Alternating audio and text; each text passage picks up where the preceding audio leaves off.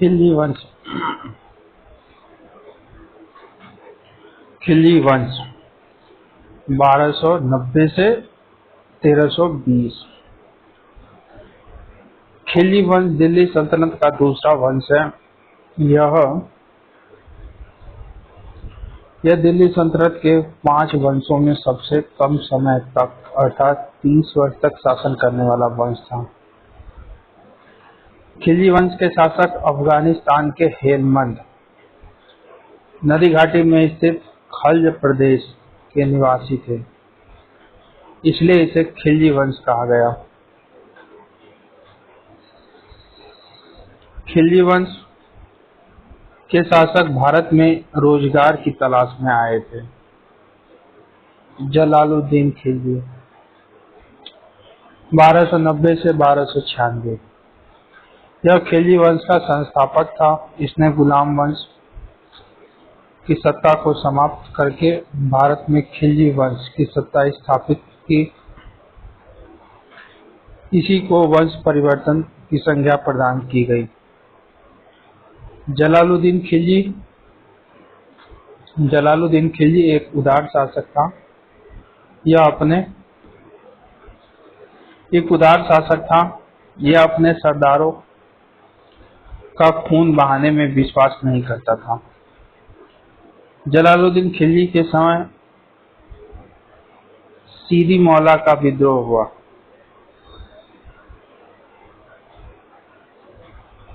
ये सीदी मौला यह ईरान से भारत आया एक सूफी संत था। इसने पंजाब के अजोधन में अपनी खानकाह स्थापित की और यहीं पर रहने लगा था। खानकाह सूफी धर्म से संबंधित अनुयायियों के रहने का स्थान होता है। जलालुद्दीन खिलजी ने इसके ऊपर आरोप लगाया कि यह निरंजन कोतवाल और हाथिया पाक से मिलकर सुल्तान के विरुद्ध षड्यंत्र कर रहा है। फलतः सुल्तान ने आरोप सिद्ध हुए बिना इन दोनों को फांसी की सजा दे दी और मौला को हाथी के पैर के नीचे कुचलवा दिया। मंगोल आक्रमण का इतिहास। मंगोलिया की एक बर्बर और लड़ाकू जाति थी। चंगेज खान ने 13वीं शताब्दी के प्रारंभ में मध्य एशिया के कई क्षेत्रों को जीत लिया। इसके आक्रमण की संभावना 1221 ईस्वी में इल्तुतमिश के समय बनी, लेकिन इल्तुतमिश ने दूरदर्शी होते हुए मंगोलों के आक्रमण से नवजात दिल्ली को बचा लिया। जलालुद्दीन खिलजी के समय में 13वीं शताब्दी के अंत में मंगोल नेता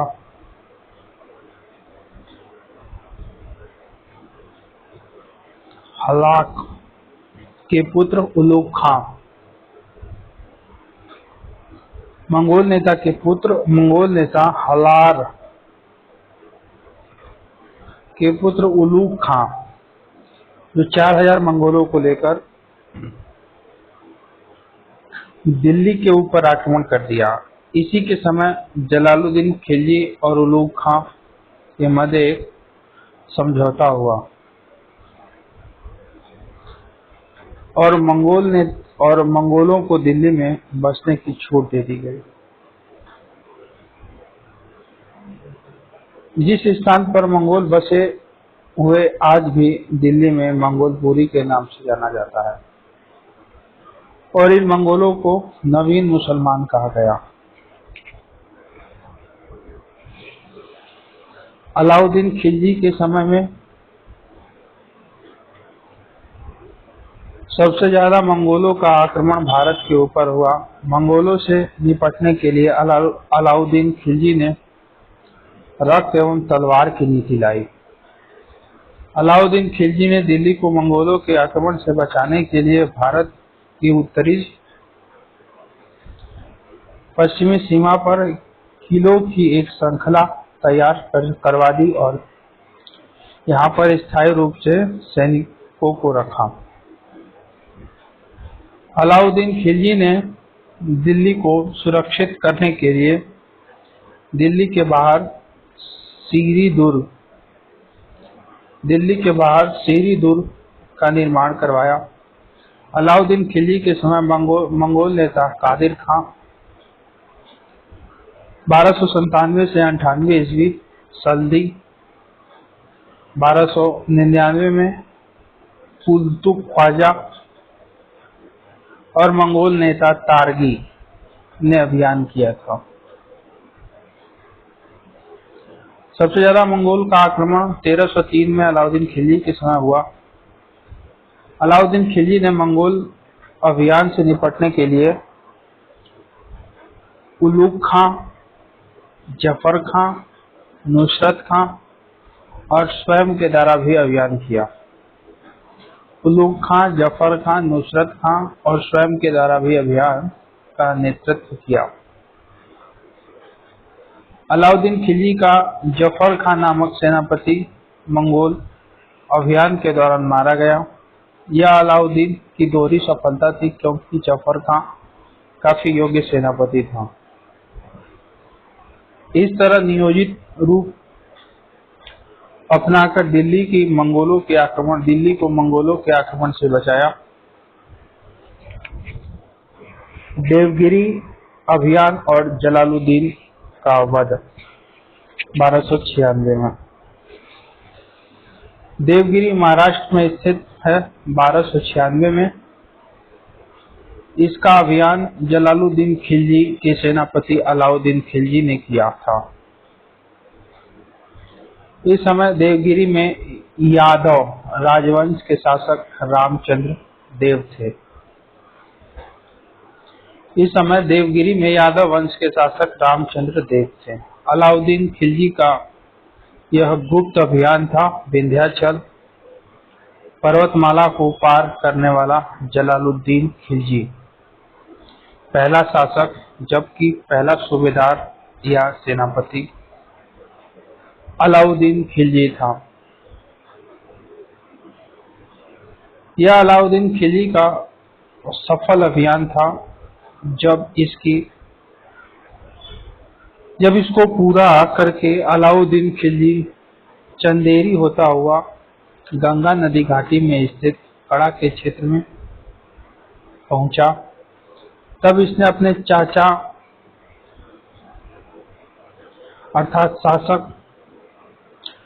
चाचा या शासक जलालुद्दीन खिलजी को मिलने के लिए बुलाया।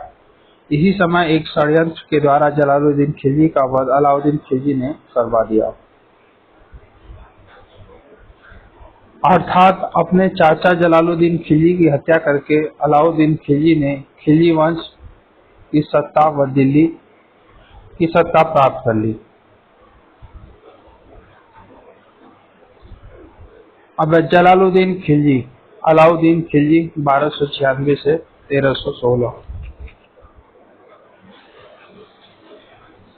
1296 से 1316 अलाउद्दीन खिलजी वंश के शासक जलालुद्दीन का भतीजा और दामाद दोनों था। इसने अपने चाचा की हत्या करके सिंहासन को प्राप्त किया था। यह दिल्ली सल्तनत का पहला शासक है जिसने अमीर उल मोमिनीन खिलाफत उल नासिरी की उपाधि धारण की। अमीर उल मोमिनीन खिलाफत उल नासिरी की उपाधि धारण की। यह दिल्ली सल्तनत का अत्यंत निरंकुश शासक है।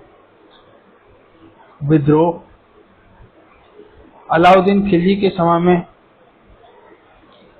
खुद मुकद्दम एवं चौधरी जो विशेषाधिकार संपन्न वर्ग था, खुद मुकद्दम और चौधरी जो विशेषाधिकार संपन्न वर्ग था,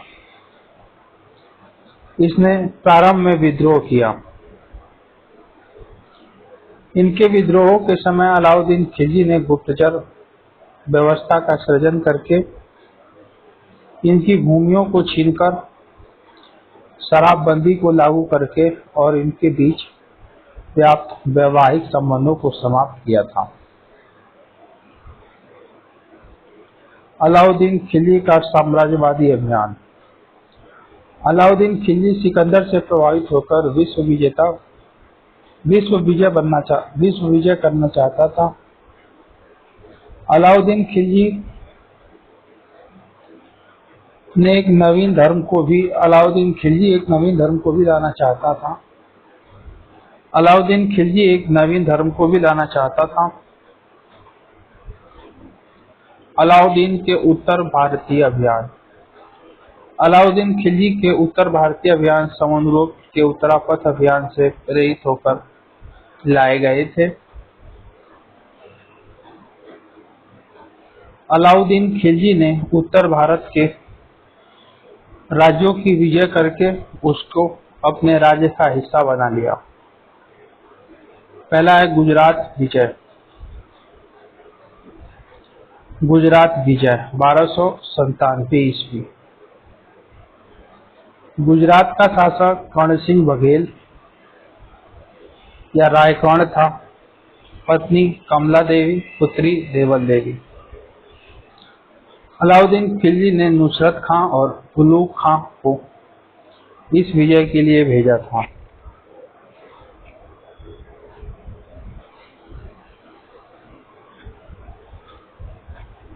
नुसरत खां ने इसी समय 1000 दिनार देकर हिंदू हिजड़े मलिक काफूर को खरीदा, इसलिए इसे 1000 दिनारी कहा गया।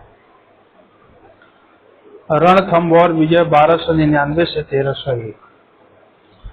अलाउद्दीन खिलजी ने यहाँ के शासक हमीर देव को पराजित करने के लिए नुसरत खां और उलूग खां को भेजा, लेकिन नुसरत खां की मृत्यु हो गई। फलतः अलाउद्दीन खिलजी अमीर खुसरो के लेकर स्वयं इस क्षेत्र का अभियान किया। अलाउद्दीन खिलजी ने रणथंभौर के किले के दरबान रणमल को घूस देकर मिला लिया। फलतः अलाउद्दीन ने हमीर देव का वध करके रणथंभौर की विजय कर ली। हमीर देव की रानी रंग देवी ने जौहर कर लिया।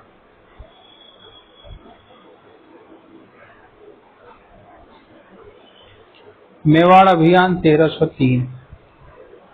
अलाउद्दीन खिलजी ने अमीर खुसरो के साथ मेवाड़ की राजधानी चित्तौड़ के ऊपर अभियान करके यहाँ के शासक राणा रतन सिंह को पराजित कर दिया। इस समय इनकी पत्नी पद्मावती ने जौहर कर लिया। अलाउद्दीन खिलजी ने यह अभियान अपनी साम्राज्यवादी भावना और रानी पद्मावती की सुंदरता से प्रभावित होकर किया था। नोट: वर्ष 1305 में मालवा के शासक महलत देव को भी अलाउद्दीन खिलजी ने पराजित किया था। अलाउद्दीन खिलजी के दक्षिण भारतीय अभियान। अलाउद्दीन खिलजी ने अपने दक्षिण भारत अभियानों को समुद्रगुप्त के दक्षिणापथ अभियानों से प्रभावित होकर किया था। देवगिरी विजय 1307 से 1308। देवगिरी महाराष्ट्र में यादव राजवंश की राजधानी ठाठ राज्य के रूप में विख्यात था। यहाँ का शासक राजा रामचंद्र देव था। अलाउद्दीन खिलजी का मुख्य सेनापति मलिक काफूर या 1000 दिनारी ने इस अभियान को संपन्न किया था। अलाउद्दीन खिलजी का एक साम्राज्यवादी अभियान था। अलाउद्दीन खिलजी ने इस क्षेत्र के ऊपर आक्रमण इसलिए किया क्योंकि रामचंद्र देव ने गुजरात के शासक कर्ण सिंह बघेल को शरण दी थी।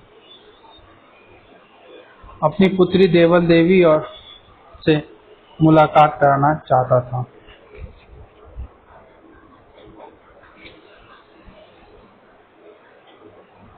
रामचंद्र देव ने समर्पण कर दिया, फलतः इसे कफूर ने अलाउद्दीन खिलजी के सामने पेश किया। अलाउद्दीन खिलजी ने इसका सम्मान करते हुए इसको राय रायन की उपाधि और राज करने के लिए नौसारी की जागीर एवं शाही छत्र प्रदान किया। इसी समय रामचंद्र देव ने अपनी पुत्री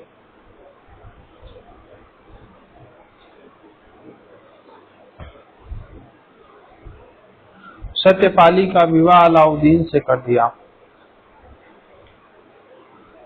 तेलंगाना अभियान 1309 से 10। तेलंगाना का शासक प्रताप रुद्र देव था।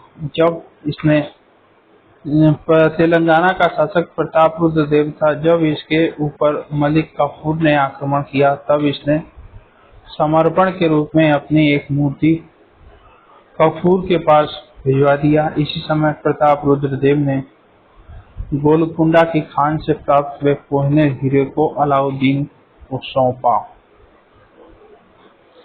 होयसल राज्य की विजय 1311 में। होयसल राज्य कर्नाटक में स्थित था। राजधानी द्वार समुद्रम थी। यहाँ का शासक वीर बल्लाल था। मलिक काफूर ने पराजित कर दिया। पांड्य राज्य की राजधानी 1311। पांड्य राज्य की विजय 1311। यह दक्षिण भारत का अति प्रसिद्ध राज्य था। यह मोतियों के लिए प्रसिद्ध था। यहाँ का शासक वीर पांड्य था, लेकिन इसके भाई सुंदर पांड्य ने राज्य के विभाजन की बात करके उत्तराधिकार के युद्ध को प्रारंभ किया। इसी सुंदर पांड्य ने मलिक काफूर को अपने भाई वीर पांड्य के खिलाफ बुलाया। वीर पांड्य दक्षिण भारत का पहला शासक है जो अलाउद्दीन की अधीनता स्वीकार नहीं की। वीर पांड्य ने अलाउद्दीन खिलजी की अधीनता स्वीकार नहीं की। अलाउद्दीन खिलजी के सुधार।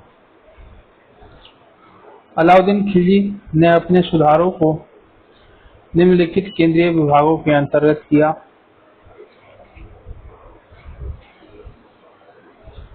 नंबर 1 है दीवान वजारत। दीवान वजारत जो कि वित्त विभाग था। दीवान अर्ज जो कि केंद्रीय सैन्य विभाग था। दीवान रसालत ये विदेश विभाग था। दीवान इंसा एक पत्राचार विभाग या शाही सचिवालय था। दीवान रियासत ये बाजार विभाग था। दीवान मुस्तखराज बकाया राजस्व वसूली विभाग था। दीवान रियासत और दीवान मुस्तखराज विभाग की स्थापना अलाउद्दीन खिलजी ने की और दीवान मुस्तखराज के अंतर्गत आमिल नामक भू राजस्व अधिकारी की नियुक्ति की। यही बकाया वसूली करता था। अलाउद्दीन खिलजी के सैनिक सुधार। व्यापक रूप से दिल्ली सल्तनत में सैनिक सुधार करने वाला अलाउद्दीन खिलजी दिल्ली का पहला शासक है। इसने केंद्रीय स्तर पर स्थायी सेना रखी और उस सेना को नगद वेतन दे दिया।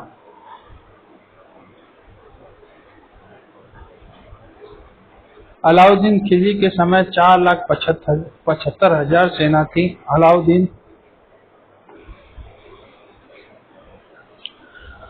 अलाउद्दीन खिलजी ने प्रारंभ में सेना के क्षेत्र में एक अस्पा प्रणाली को लागू किया। इस प्रणाली में एक सैनिक को एक घोड़ा रखना होता था और इसे 334 टंका वार्षिक वेतन मिलता था, अर्थात प्रति महीने 19.5 टंका मिलता था। अलाउद्दीन खिलजी ने कालांतर में 2 अस्पा प्रणाली को लागू किया। इसमें एक सैनिक को अपने पास 2 घोड़े रखने पड़ते थे और एक अतिरिक्त घोड़े के लिए सैनिक को 78 टंका अतिरिक्त वेतन मिलता था, अर्थात 2 अस्पा प्रणाली में सैनिक को कुल 312 टंका वार्षिक वेतन मिलता था। अलाउद्दीन खिलजी ने सैन्य क्षेत्र में भ्रष्टाचार को समाप्त करने के लिए दाग व चेहरा व्यवस्था को लागू किया। इस व्यवस्था में सैनिक के घोड़े के पीठ पर एक मुहर लगाई जाती थी और चेहरा में सैनिक का हुलिया रखा जाता था, इसलिए इस पद्धति को दाग और हुलिया पद्धति भी कहा गया। सैन्य व्यवस्था के अंतर्गत ही अलाउद्दीन खिलजी का गुप्तचर विभाग भी था और गुप्तचर अधिकारी मुन्हियान या मुन्ही कहा गया। अलाउद्दीन खिलजी का भू राजस्व सुधार। अलाउद्दीन खिलजी दिल्ली सल्तनत का पहला शासक है जिसने नियोजित रूप से भू राजस्व के क्षेत्र में कार्य किया। इसने भू राजस्व के क्षेत्र में मसाहत पद्धति को लागू किया। इस पद्धति के अनुसार अलाउद्दीन खिलजी ने अपने राजा की समस्त भूमि की माप जोख कराई और उत्पादन के आधार पर भूमि को 3 भागों में बांटा: उत्तम, मध्यम और निम्न भूमि। अलाउद्दीन ने उत्पादन के आधार पर भू राजस्व को वसूला। इसके भू राजस्व की दर 50% थी। इसमें भू राजस्व की अंतिम इकाई बीसवा थी। इस समय भू राजस्व कर को खराज के नाम से जाना गया। होम्स यह एक लूट का कर था। इसको परंपरागत रूप से 4/5 भाग सेना में जबकि 1/5 भाग सुल्तान को प्राप्त होता था, लेकिन अलाउद्दीन खिलजी और मोहम्मद बिन तुगलक ने इसका 4/5 भाग अपने पास रखा और 1/5 भाग सेना को दिया गया। अलाउद्दीन खिलजी और मोहम्मद बिन तुगलक। अलाउद्दीन खिलजी ने खुद मुकद्दम और चौधरी नामक वर्गों की भूमि को छीनकर खालसा भूमि अर्थात केंद्रीय भूमि में परिवर्तित कर दिया।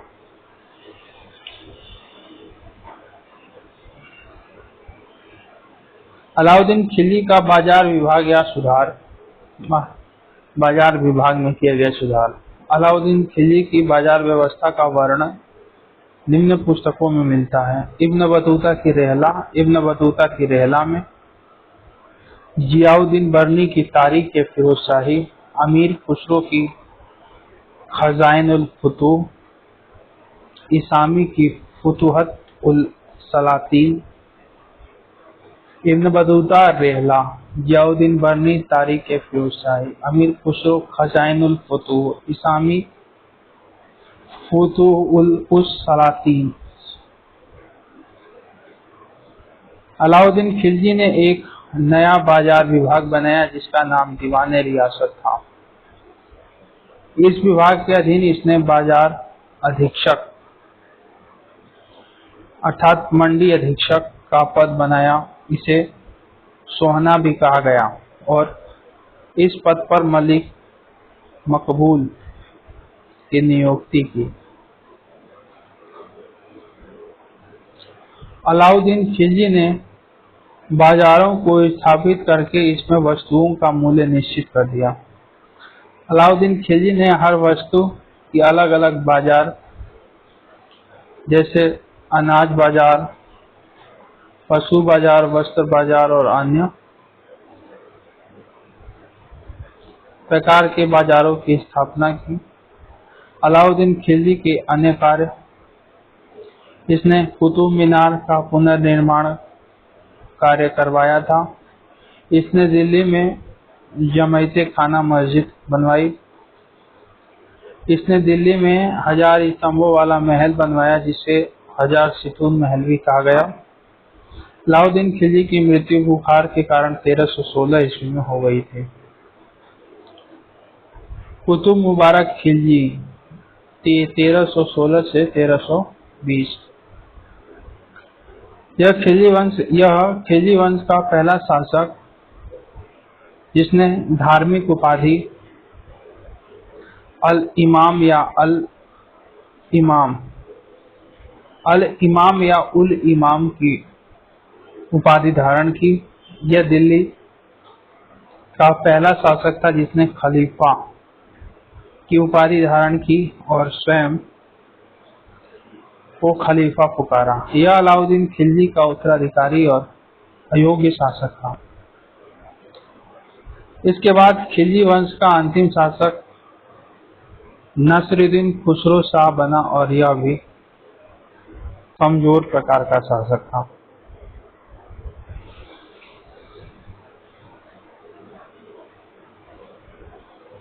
तुगलक वंश।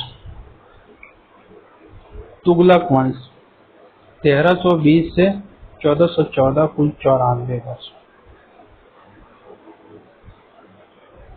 तुगलक वंश के शासकों ने दिल्ली सल्तनत में सर्वाधिक 94 वर्षों तक शासन किया था। तुगलक वंश मध्य एशिया के प्रमुख देश तुर्कमेनिस्तान के निवासी थे, लेकिन कुछ इतिहासकार इन्हें ईरान व इराक के निवासी भी बताते हैं। तुगलक वंश के शासक भारत में रोजगार की तलाश में आए थे। ये तुर्को कैराना जाति के तुर्क थे। तुगलक वंश के शासकों को हम कुल 8 तुगलक वंश के शासकों में हम कुल 8 शासकों का अध्ययन करते हैं। पहला है गयासुद्दीन तुगलक।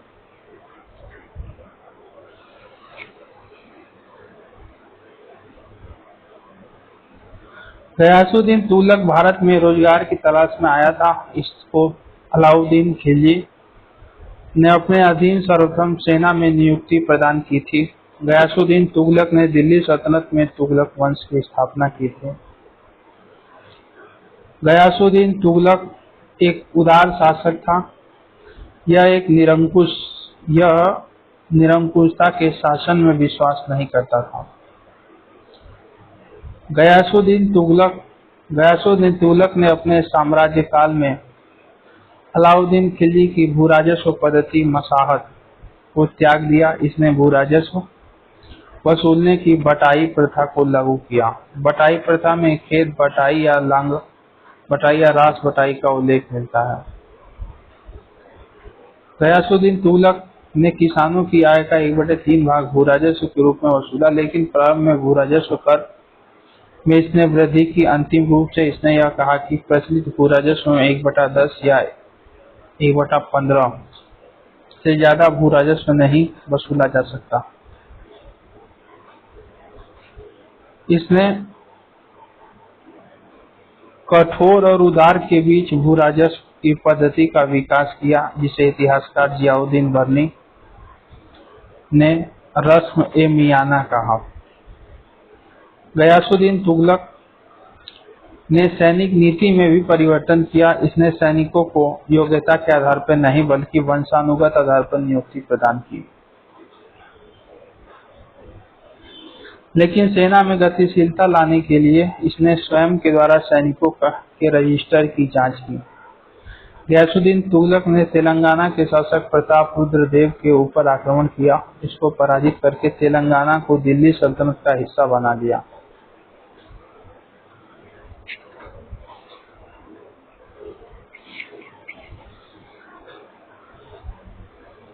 दक्षिण भारत का तेलंगाना पहला राज्य है जिसको दिल्ली सल्तनत के शासकों ने अपने साम्राज्य में मिलाया था।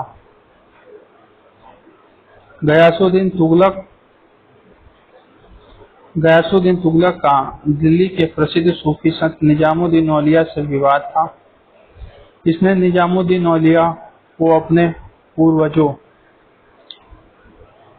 द्वारा प्रदत्त 5 लाख टंका की मांग की। गयासुद्दीन तुगलक ने बंगाल के प्रसिद्ध क्षेत्र तिरुपति की विजय की और यहाँ से जब दिल्ली की तरफ वापस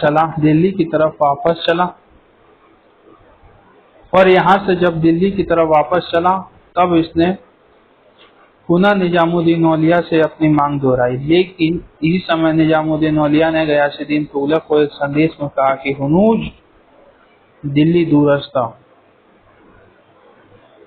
अभय अफगानपुर की घटना और गयासुद्दीन तुगलक का अंत। तिरुपति की विजय करके जब गयासुद्दीन तुगलक दिल्ली की तरफ चला तो इसका स्वागत करने के लिए मोहम्मद बिन तुगलक ने दिल्ली के समीप अफगानपुर में एक लकड़ी का महल बनवाया। इस महल का वास्तुकार या स्थापत्यकार अहमद नियाज था।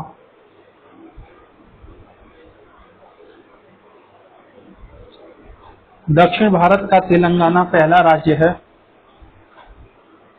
ये तो हो गया है।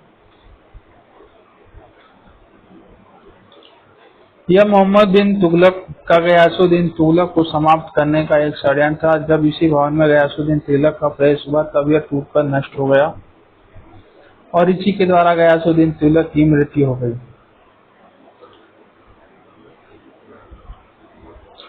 गयासुद्दीन तुगलक का स्थापत्य।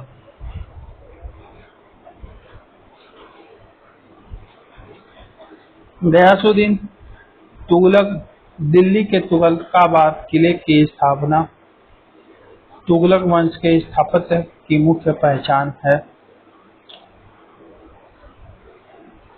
जिसकी मुख्य पहचान में मोटी दीवारें, ऊंची दीवारें और सलामी दीवारें थी। ये दीवारें ऊपर की तरफ पतली और झुकी होती थी, इसलिए इनको सलामी दीवारें कहा गया। मोहम्मद बिन तुगलक MBT। यह तुगलक वंश का सबसे प्रतापी शासक था। इसी के समय दिल्ली सल्तनत का सर्वाधिक विस्तार हुआ।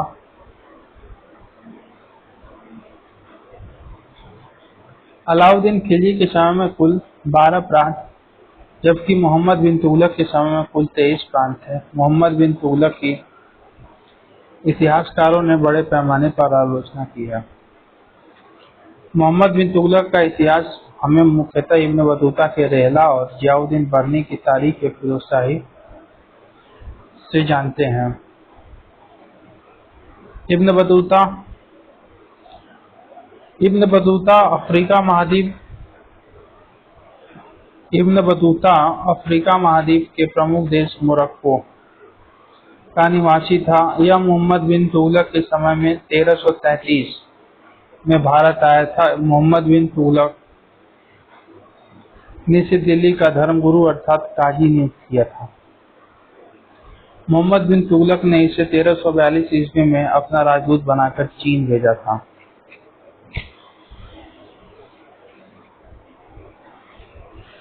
मोहम्मद बिन तुगलक की धार्मिक नीति।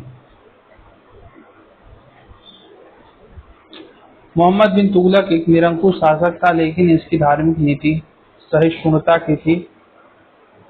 इसने सभी धर्मों के प्रति समरसता या समानता की नीति को लागू किया। इसने रतन नामक हिंदू को प्रसिद्ध व्रत प्रदान किया। यह दिल्ली सल्तनत का पहला सुल्तान था जिसने हिंदू त्योहारों में भागीदारी की और होली एवं दिवाली के त्योहारों को मनाया था। इसने जैन धर्म के प्रमुख संत जिन प्रभु सूरी से रातों रात बात की थी। इसने अपने दरबार में राजशेखर नामक जैन संत को संरक्षण दिया। मोहम्मद बिन तुगलक ने बहराइच में स्थित प्रसिद्ध सूफी संत सैयद सलार मसूद गाजी की दरगाह की यात्रा की। मोहम्मद बिन तुगलक की 5 योजनाएं। पहली है दोआब में कर वृद्धि 1326 से 27। दो नदियों के बीच उपजाऊ क्षेत्र था जिसको हम दोआब कहते हैं। मोहम्मद बिन तुगलक ने दोआब क्षेत्र में प्रत्येक भू राजस्व 50% में भी 1/10 और 1/15 की वृद्धि कर दी। इसी समय दोआब क्षेत्र में अकाल आ गया, लेकिन मोहम्मद बिन तुगलक के अधिकारी या कर्मचारियों ने निश्चित समय पर निश्चित भू राजस्व की वसूली की। इससे कृषकों ने सुल्तान के खिलाफ विद्रोह कर दिया। परिणाम स्वरूप यह योजना असफल हो गई।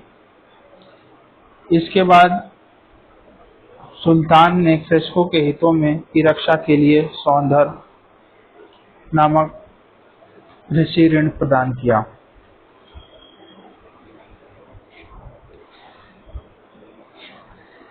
इसी समय सुल्तान ने भूमि की उपजाऊ बढ़ाने के लिए दीवान-ए-कोही नामक कृषि विभाग का गठन किया। राजधानी परिवर्तन 1327 से 28। मोहम्मद बिन तुगलक ने अपने समय काल में अपनी राजधानी को दिल्ली से महाराष्ट्र में स्थित दौलताबाद को अपनी राजधानी बनाया। हालांकि दौलताबाद का पूर्व नाम देवगिरी था। इसने राजधानी को दौलताबाद इसलिए स्थापित किया क्योंकि यह उत्तर भारत व दक्षिण भारत के मध्य में पड़ता था। इतिहासकारों ने यह भी माना कि दिल्ली की जनता ने इसके घर में नकारात्मक भाषा बोलने वाले पत्थरों को छोड़ा था, इसलिए यह दिल्ली की जनता को राजा कष्ट देना चाहता था, सजा देना चाहता था। लेकिन दौलताबाद की जलवायु मोहम्मद बिन तुगलक के स्वास्थ्य के लिए नकारात्मकता लेकर आई। इसी समय तमिलनाडु के मादर प्रदेश में स्थित जनता ने विद्रोह कर दिया। इससे सुल्तान ने पुनः अपनी राजधानी दिल्ली में स्थानांतरित किया और जलवायु संबंधी लाभ प्राप्त करने के लिए यह कुछ समय तक यूपी के कन्नौज में भी रहा।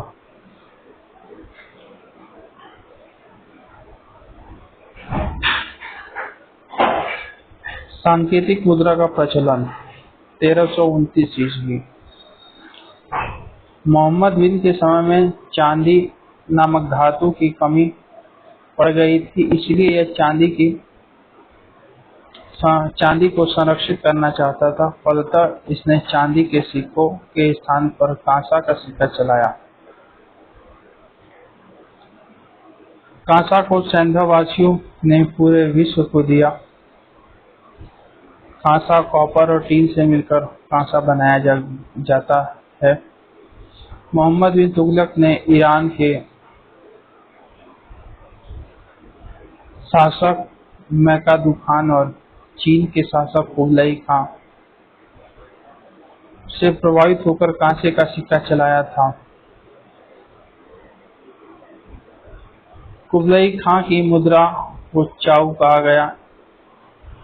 इसकी यह मुद्रा सफल हो गई, जबकि ईरानियों की असफल हो गई थी। मोहम्मद बिन तुगलक ने कांसे का सिक्का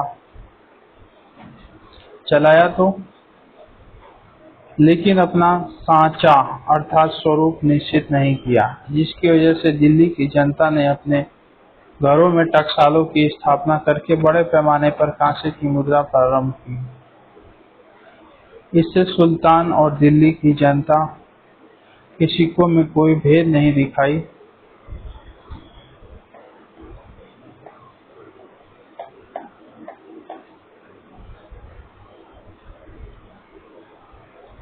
कोई भेद नहीं दिखाई दिया।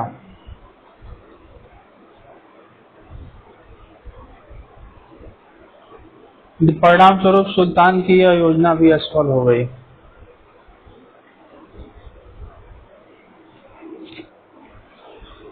चौथा है खुरासान का युद्ध, खुरासान विजय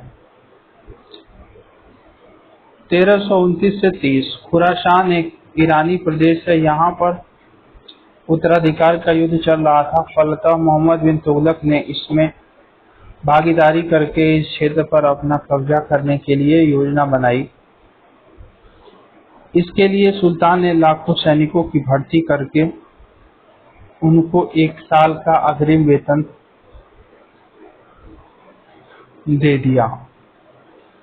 लेकिन इसी समय ईरानी प्रदेश में स्थित खुरासान में राजनीतिक सत्ता की स्थापना हो गई। फलतः सुल्तान की यह योजना भी असफल हो गई।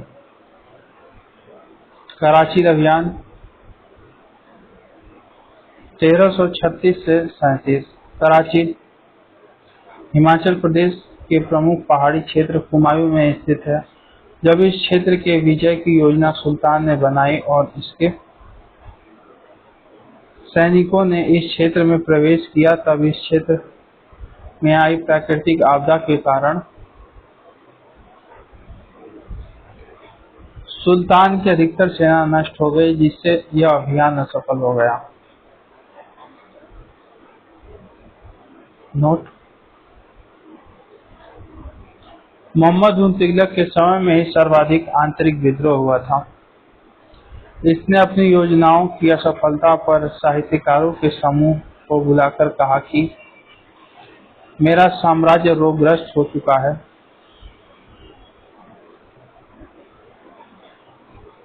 मेरा साम्राज्य रोगग्रस्त हो गया है। जब मैं इसका सर दर्द ठीक करता हूँ तब इसके पैर में दर्द हो जाता है। जब पैर का दर्द समाप्त करता हूँ तो सिर में दर्द चालू हो जाता, तब पेट में दर्द चालू हो जाता। इस तरह हमारा साम्राज्य असाध्य रोग का शिकार हो गया है।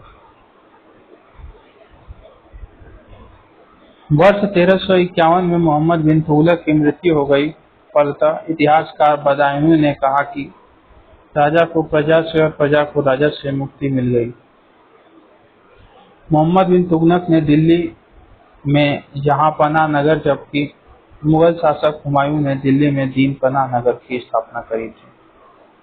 काफी इम्पोर्टेंट लाइन है। मोहम्मद बिन तुगलक ने दिल्ली में जहांपनाह नगर, जबकि हुमायूं ने दीनपनाह नगर की स्थापना कराई थी।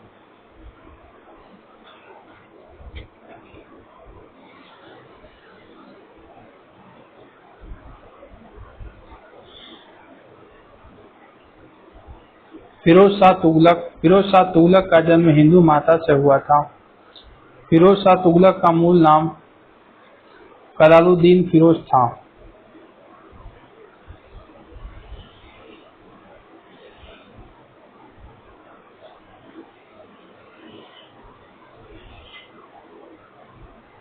इसको इतिहासकार एल्फिंस्टन ने सल्तनत युग का अकबर, जबकि हिस्टोरियन इतिहासकार बुलजलिन हेग ने राज्य का अपहरणकर्ता कहा। इतिहासकार बुलजले हेग ने राज्य का अपहरणकर्ता कहा। एल्फिंस्टन ने सल्तनत काल का अकबर। फिरोज शाह तुगलक का राज्याभिषेक। यह सल्तनत युग का पहला शासक है जिसका 2 राज्याभिषेक हुआ था। पहली बार सिंध के समीप ठट्टा में, जबकि दूसरी बार दिल्ली में हुआ। इसका दोनों राज्याभिषेक 1351 में संपन्न हुआ था। फिरोज शाह तुगलक के सिक्के कुल 3 सिक्के चलाए थे। अद्धा, बिक, ससगनी। अद्धा, बिक और ससगनी फिरोज शाह तुगलक ने चलाए थे। अशोक के स्तंभों का कार्य। फिरोज शाह तुगलक ने दिल्ली मेरठ स्तंभ, दिल्ली टोपरा स्तंभ, दिल्ली के फिरोज शाह कोटला मैदान में स्थित दिल्ली गेट के पास स्थापित करवाया था।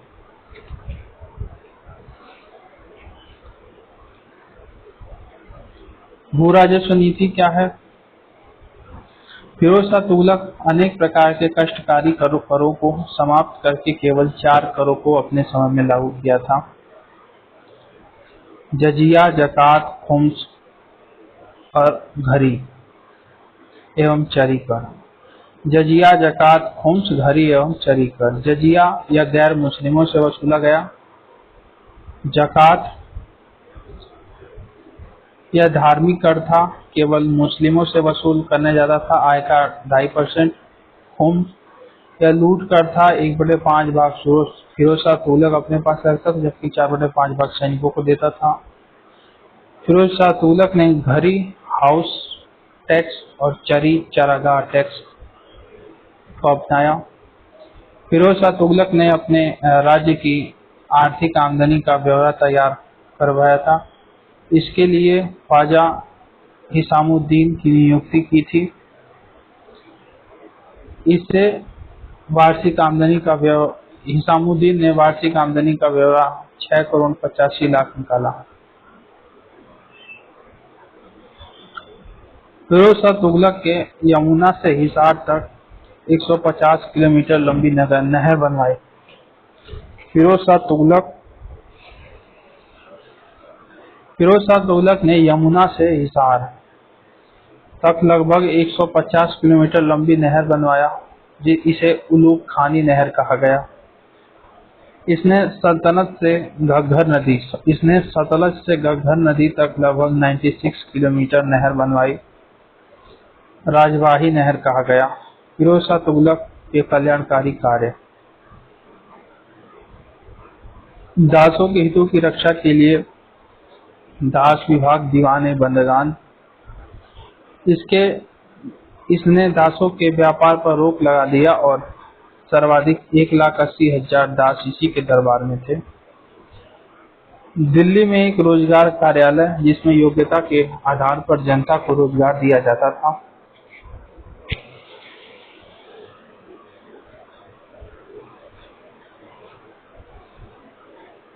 दिल्ली में शाही अस्पताल, दीवाने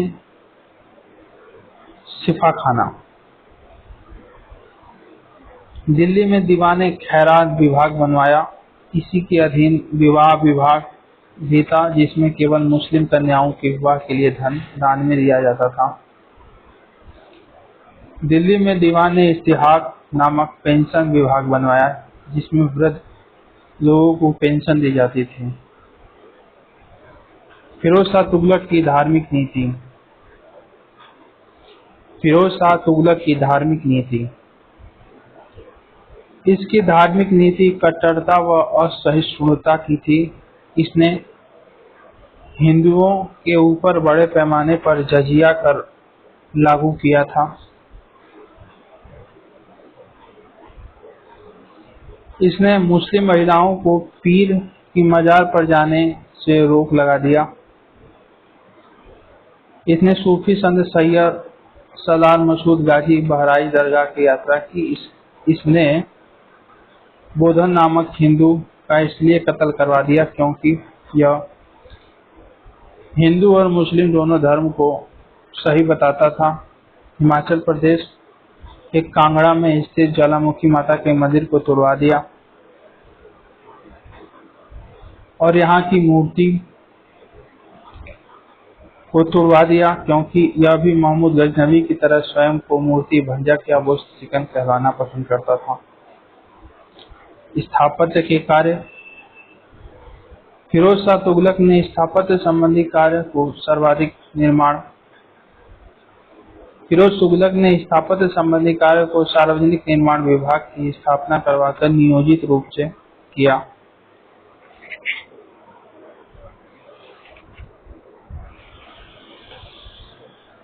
इसने लगभग 300 शहरों की स्थापना की जिसमें प्रसिद्ध शहरों में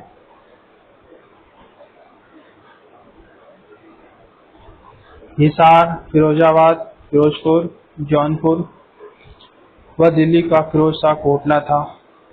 इसने कई स्मारकों का पुनर्निर्माण भी करवाया था। फिरोज शाह तुगलक के बाद गयासुद्दीन तुगलक द्वितीय, अबू बकर शाह, मोहम्मद शाह, सिकंदर शाह, नसरुद्दीन महमूद शासक बने। महमूद के समय में ट्रांसऑक्सियाना के कैच नामक स्थान से तैमूर ने 1398 में धन लिप्सा के कारण दिल्ली के ऊपर आक्रमण किया और लूटपाट की। 1398 में महमूद के समय में महमूद शाह के समय में।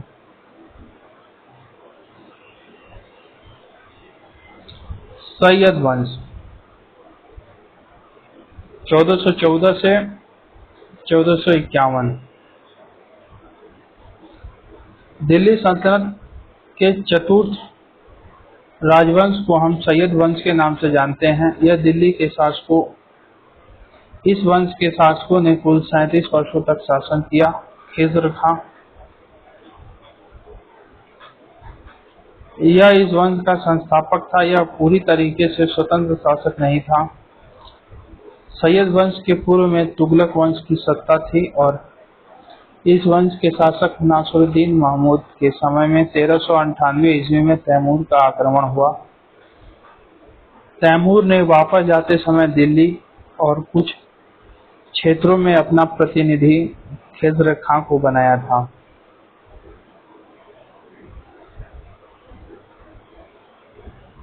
इसके पश्चात खिज़्र खां ने सैयद वंश की स्थापना करके तैमूर के पुत्र शाहरुख की अधीनता को स्वीकार किया और अपने सिक्कों पर इसी का नाम अंकित करवाया। रैयत ए आला की उपाधि धारण की, जो एक स्वतंत्र शासक की उपाधि नहीं अर्थात शाहरुख की अधीनता का द्योतक है।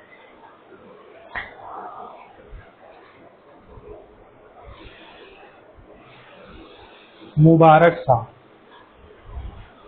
1421 से 1433। यह सैयद वंश का दूसरा शासक था। इसने तैमूर के पुत्र शाहरुख की अधीनता को त्याग दिया। इसने रैयत ए आला की उपाधि को अस्वीकार करके शाह की उपाधि धारण की। मुबारक शाह ने दिल्ली में मुबारकाबाद शहर बनवाया। यह सैयद वंश का पहला शासक है जिसने शाह की उपाधि धारण की। मुबारक शाह के इतिहास के बारे में जानकारी हमें याहिया बिन अहमद सरहिंदी की पुस्तक तारीख-ए-मुबारक शाही से मिलती है। सरहिंदी ने अपनी पुस्तक मुबारक शाह को ही समर्पित की थी। मोहम्मद शाह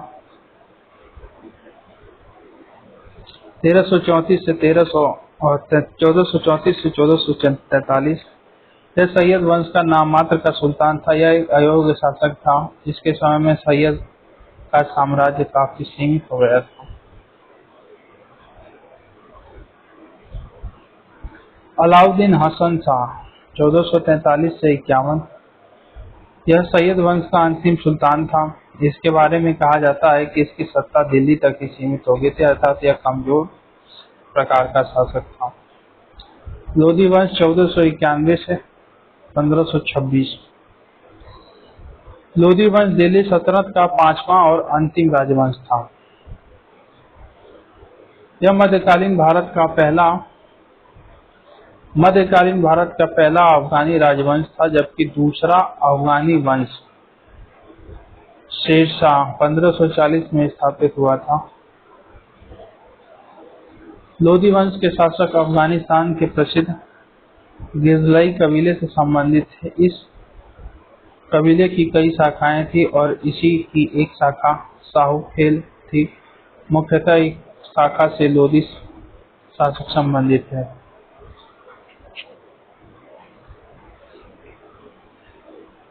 लोधी वंश के शासकों ने दिल्ली सल्तनत में कुल 76 वर्षों तक शासन किया। बहलोल लोधी इस वंश का पहला शासक था, जो 1451 से 1489 ईस्वी तक था। सिकंदर लोधी 1489 से 1517। इब्राहिम लोधी 1517 से 26। बहलोल लोधी, सिकंदर और इब्राहिम। बहलोल लोधी 1451 से 1498। यह लोधी वंश का संस्थापक था। दिल्ली सल्तनत में सर्वाधिक 38 वर्षों तक शासन किया। इसने अपने समय में बहलोली सिक्का चलाया। यह सिक्का अकबर के समय तक प्रचलन में था। इसने ग्वालियर का अभियान किया, लेकिन इसकी विजय पूर्ण नहीं कर पाया था। यह लोधी वंश का उदारवादी शासक था। यह कठोरता की नीति में विश्वास नहीं करता था। फलतः इसने अपने सरदारों के साथ समानतावादी नीति को लागू करके इस नीति को कालीन के सिद्धांत के नाम से जानते हैं। सिकंदर लोधी 1498 से 1517। यह लोधी वंश का सबसे शक्तिशाली शासक था। सिकंदर लोधी की धार्मिक नीति असहिष्णुता या धार्मिक कट्टरता की थी। सिकंदर लोधी के बारे में पता चलता है कि इसने हिंदू मंदिरों के खिलाफ आक्रमणकारी नीति अपनाई। हिमाचल प्रदेश में स्थित कांगड़ा और ज्वालामुखी मंदिर को नष्ट करवाया। इसने वाराणसी और उज्जैन के मंदिरों को भी तोड़वाया। इसने हिंदुओं ने इसके खिलाफ विद्रोह करना प्रारंभ कर दिया। सिकंदर लोधी ने गज सिकंदरी नामक भूमि माप को बड़े पैमाने पर विकास किया, जिसमें कुल 39 खांचे थे। इसने खराज नामक भू राजस्व कर को फ्रेस्को से 50% के रूप में वसूला। होम्स 4/5 भाग अपने आप ग्रहण किया।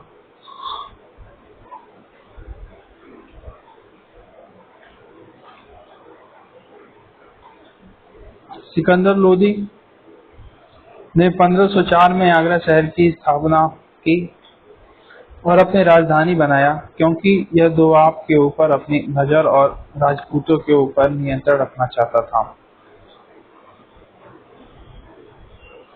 इब्राहिम लोदी 1517 से 1526, यह लोदी वंश का अंतिम शासक था। इसका सबसे बड़ा मित्र ग्वालियर का राजा विक्रमजीत था। इब्राहिम लोदी और मुगल वंश के शासक बाबर के बीच 1526 में पानीपत का प्रथम युद्ध हुआ। इब्राहिम लोदी युद्ध के मैदान में ही मारा गया।